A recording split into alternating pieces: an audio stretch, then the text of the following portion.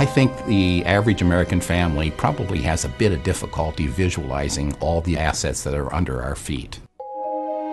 We don't understand the value and the services that we use just for our personal needs. We're talking about a commodity that's essential to life. I can't imagine a more important resource than water. The water infrastructure is vital for disease protection, fire protection, basic sanitation, economic development, and for our quality of life. And if the infrastructure is not there to actually deliver that water in the volume and the quality that's necessary, then communities simply can't exist. You wouldn't let your house be 100 years old and not ever do any maintenance to it. You would make sure that it was safe. The problem we have is that our water infrastructure is old. 100, 200 years old. It's not been upgraded or fixed or replaced.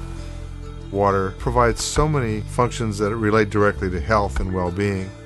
100 years ago, it would have been hard to imagine turning on the tap water. And now it's an expectation. Our water and wastewater systems really are engineering marvels. Because it's buried, it's invisible to us, and we tend to take it for granted. That's a mistake. People see that their roads can cave in, their bridges can fall. Things that they can see are falling apart. But also, the infrastructure they can't see is falling apart. And that's the one underneath their feet.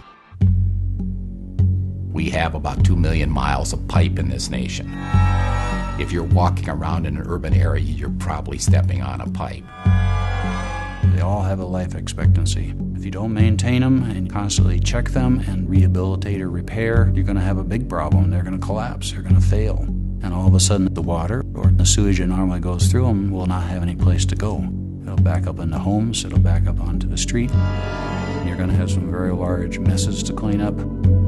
It's normally out of sight, out of mind. Once it comes to the surface, it's a whole nother animal. You're talking about system-wide problems that would take tremendous human resources to correct. We are facing a crisis in infrastructure. We're having to choose how to spend our money. On a national scale, if you looked at what we're spending now and you looked at the additional investment requirements over the next 20 years, there's a $540 billion difference.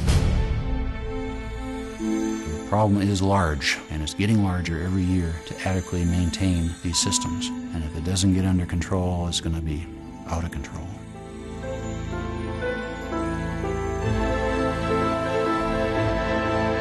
For the future of our economy, our schools, our individuals' public health, it's critical to reinvest and make whole this infrastructure that's falling apart.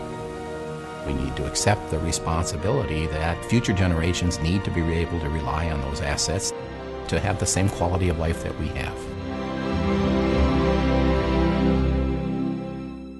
Infrastructure across this country needs to be addressed, and it needs to be addressed now.